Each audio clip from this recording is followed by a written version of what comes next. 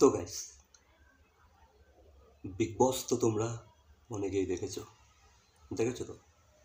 তো এই যে বিগ বসেতে যে বিগ বসের যে রোলটা প্লে করে, মানে যে আওয়াজটা দেয়, ওই যে কণ্ঠস্বরটা যেখানে বলে বিগ বস চাহতে হ্যাঁ, এই যে আওয়াজটা, তো এটা তো আমরা আগে ভাবতাম যে ভাই এটা কে দেয়, কে এই আওয়াজটা দেয়, কোথায় থাকে ভাই, মানুষটাকে দেখতে কেমন।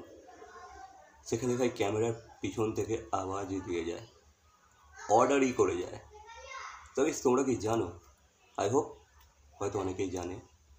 তো এই আওয়াজটা কিন্তু দুজন দিয়ে থাকে, ঠিক আছে। একজনের নাম হচ্ছে বিজয় বিক্রম, আর একজনের নাম হচ্ছে অতুল কুমার, না অতুল কাপুর। তো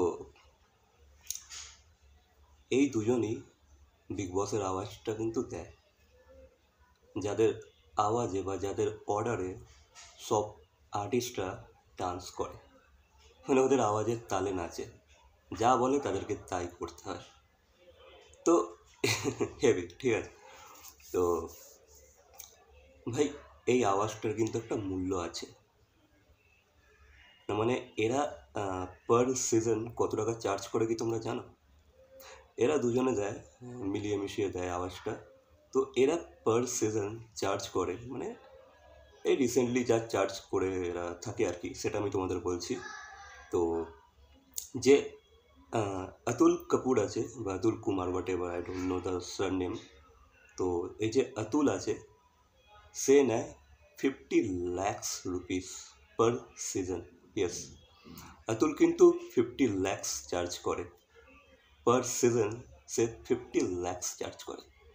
তবে বিজয়, এই যে বিক্রম বিজয় বা বিজয় বিক্রম যে আছে, সে কিন্তু একটু কম নেয়, সে চার্জ করে 10 থেকে 20 লাখ টাকা। এস, তার পারিশ্রমিকটা একটু কম। সে পার সিজন 10 থেকে 20 লক্ষ টাকা চার্জ করে থাকে। তবে এদের আওয়াজের, যেমনটাকে আমি বললাম যে এদের আওয়াজের একটা মূল্য আছে। তো ভালোই মূল্যটা, কিন্তু আমার তো খারাপ কিছু লাগে না। তবে হ্যাঁ,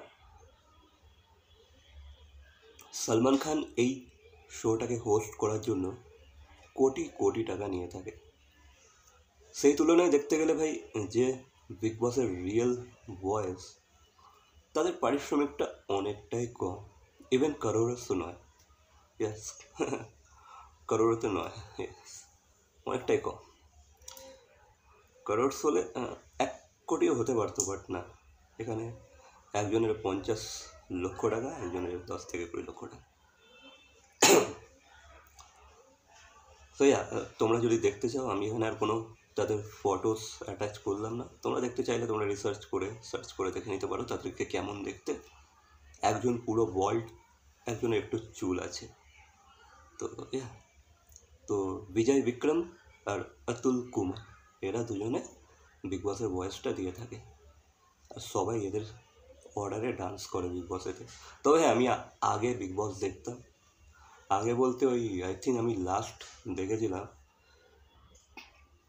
2012-এ, আই থিঙ্ক আমি লাস্ট দেখেছিলাম বিগ বস, যেখানে সিদ্ধার্থ এসেছিল, আকাশ এসেছিল, স্কাই, সেই সিজনটা আই থিঙ্ক আমি লাস্ট দেখেছিলাম। তারপর থেকে আই থিঙ্ক 10-14 বছর হয়ে গেছে আমি দেখিনি, মানে বিগ বসের ওই প্রথম 4টে সিজন মেবি আমি দেখেছিলাম, বা 3টে সিজন, তারপর থেকে আমি দেখিনি।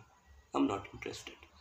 ওই তোমাদের কেমন লাগলো এই ইনফরমেশনটা অবশ্যই কমেন্ট করে জানাবে। তোমাদের কোনো মতামত থাকলে অবশ্যই কমেন্ট করবে। ভিডিওটা ভালো লাগলে লাইক, কমেন্ট, শেয়ার, সাবস্ক্রাইব। তো দেখা হচ্ছে পরবর্তী কোনো ভিডিওর সাথে। গলার আওয়াজ তো বুঝতেই পারছি, পুরো ওয়াট লেগে গেছে জ্বর সর্দিতে। তো দেখা হচ্ছে পরবর্তী কোনো ভিডিওর সাথে। Till then, by.